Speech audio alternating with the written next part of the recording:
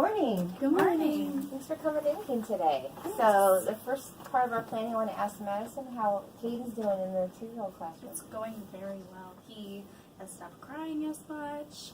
He has been carrying around his picture of his family, and that's really helping. And his mom is just so thankful that we got this transition figured out.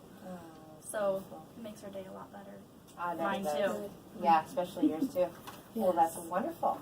Well, let's talk about some preschool issues that might be happening in your classroom, Holly and Sharon. Okay. What are you noticing that maybe the IELS can help us with today?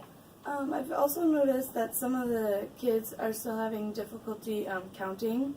Okay. So we'd like to look at the IELS and see what we can figure out. Okay, so we know that the content area is going to be math.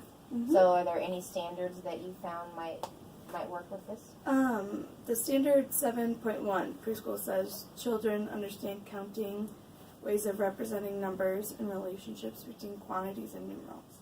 I think that would be a good one. I think that sounds perfect. Mm-hmm. Okay, so in thinking about that standard and how we want that represented to the kids, we don't want to use worksheets, but we want to use the hands-on during their play. Yep. So we want to go into the centers and have them do it in their centers. Is there anything that talks about,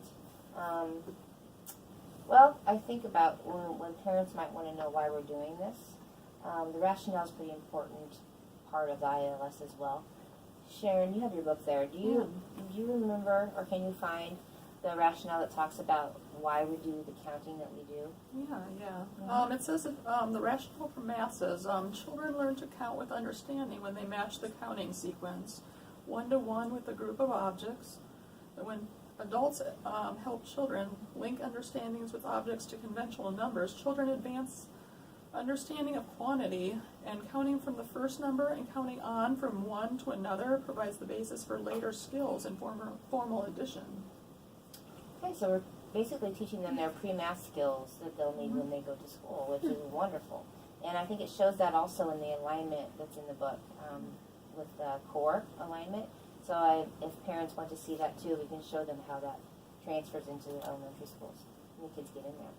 Okay, so then looking at the supports, the adult supports are an important part of this. Did you see any, Holly, that might work to help us create a lesson plan for how we want this to go in our classroom?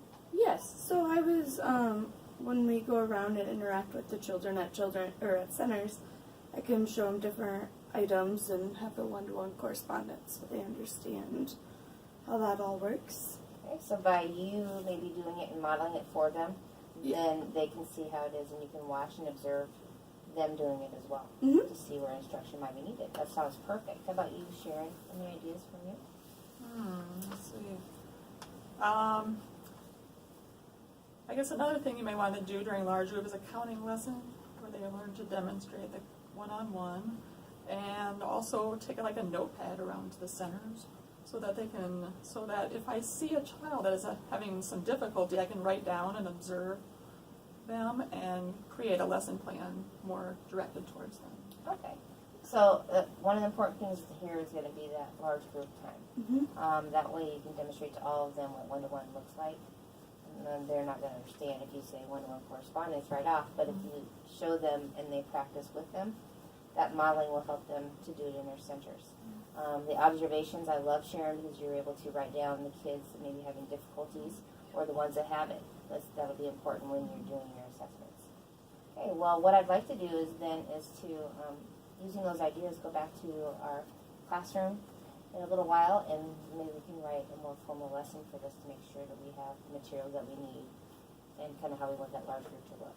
Yeah. Sound all right? Yep. Sounds great. Okay. Well, is there any other things, any other issues we want to talk about right now? No. Okay. I appreciate you all coming in today, and we'll talk again soon. All right. Okay. Thank you. Thanks.